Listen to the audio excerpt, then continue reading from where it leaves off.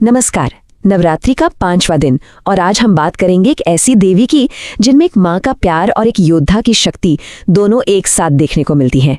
जी हाँ, हम बात कर रहे हैं माँ स्कंद माता की। तो सवाल ये उठता है कि आखिर नवरात्रि के इस 5वें दिन में ऐसा क्या खास है? माँ दुर्गा का ये ममता से भरा और इतना शक्तिशाली स्वरूप आज हमें क्या सिखा सकता है? चलिए आज इसी रहस्य से पर्दा उठाते हैं। तो आज के इस सफर में हम क्या क्या जानने वाले हैं? सबसे पहले माँ स्कंद माता का परिचय, फिर उनकी पूजा की खास विधि, उनसे जुड़ी एक बहुत ही प्रेरक कथा, उनकी उपासना का महत्व क्या है और आखिर में ज्ञान और मोक्ष के मार्ग पर बात करेंगे। तो चलिए शुरू करते हैं। सबसे पहले ये समझते हैं कि माँ स्कंद माता है कौन और उनका ये नाम इतना खास क्यों है। स्कंद माता, देखिए नाम में ही उनका पूरा सार छिपा है। स्कंद की माता, भगवान कार्तिकेय को स्कंद भी कहा जाता है, तो उनका पूरा स्वरूप ही मातृत्व के उस भाव को दिखाता है जहां बेइंतहा प्यार भी है, करुणा भी है और जरूरत पड़ने पर एक जबरदस्त शक्ति भी। जब हम माँ के स्वरूप को देखते हैं ना, तो हर एक चीज का एक गहरा मतलब है। वो एक ताकतवर शेर पर सवार है जो ये दिखाता है कि एक माँ का दिल जितना कोमल होता है ना, अपने बच्चे की रक्षा के लिए वो उतनी ही प्रचंड भी हो सकती हैं। उनकी 4 भुजाएं हैं और सबसे प्यारा दृश्य है उनकी गोद में बैठे बालक स्कंद का। ये माँ और बेटे के उस पवित्र रिश्ते को दिखाता है जो कभी टूट नहीं सकता। उन्हें पद्मासना भी कहते हैं क्योंकि वो कमल के फूल पर भी बैठती हैं।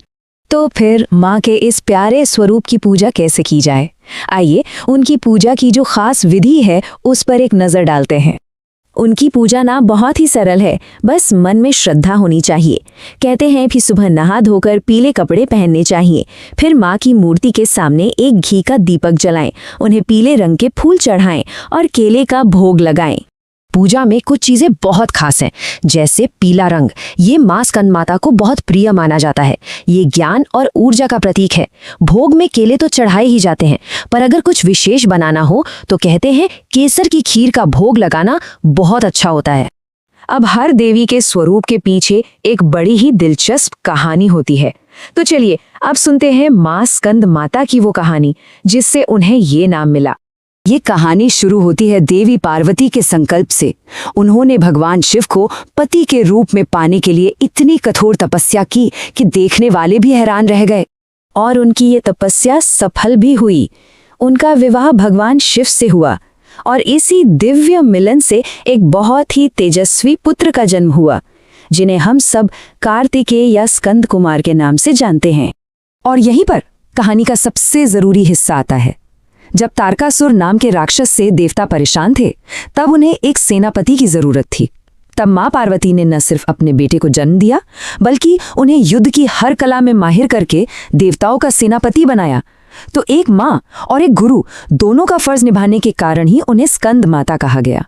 तो ये कहानी हमें दिखाती है कि माँ में कितनी शक्ति है। तो अब सवाल ये है कि उनकी उपासना करने से क्या फल मिलता है। चलिए अब इसे समझते हैं। देखिए, उनकी पूजा का एक ऐसा फल है जो सबसे ऊपर है, जो जिंदगी के सबसे बड़े लक्ष्य की तरफ ले जाता है, और वो परम फल है मोक्ष। माँ स्कंद माता को मोक्ष का दरवाजा खोलने वाली देवी भी कहा जाता है। ऐसा माना जाता है कि जो भी सच्चे मन से उनकी भक्ति करता है, उसे जन्म मरण के इस चक्र से मुक्ति मिल जाती है। लेकिन मोक्ष के अलावा भी बहुत कुछ मिलता है। कहते हैं उनकी कृपा से बुद्धि तेज होती है, समझ बढ़ती है और जिंदगी में सुख समृद्धि आती है। और एक बहुत ही प्यारी बात यह भी है कि जब कोई माँ स्कंद माता की पूजा करता है तो उनकी गोद में बैठे भगवान स्कंद की कृपा भी अपने आप ही मिल जाती है। तो अब आखिर में ज्ञान और मोक्ष के इस मार्ग को समझने के लिए उनके एक दिव्य मंत्र को देखते हैं। ये एक बहुत शक्तिशाली मंत्र है। इसका मतलब है जो देवी हमेशा शेर पर सवार रहती हैं और जिनके हाथ कमल से सजे हैं, वो यशस्वी स्कंद माता हम पर हमेशा अपनी कृपा बनाए रखें और शुभ फल दें। माना जाता है कि इस मंत्र का जाप करने से उनकी कृपा आसानी से मिल जाती है। तो आखिर में एक सवाल पर सोचते हैं। माँ स्कंद माता का ये जो रूप है वो हमें सिखाता है कि परवरिश का मतलब सिर्फ प्यार दुलार नहीं होता, बल्कि बच्चों को आने वाली मुश्किलों के लिए तैयार करना भी होता है।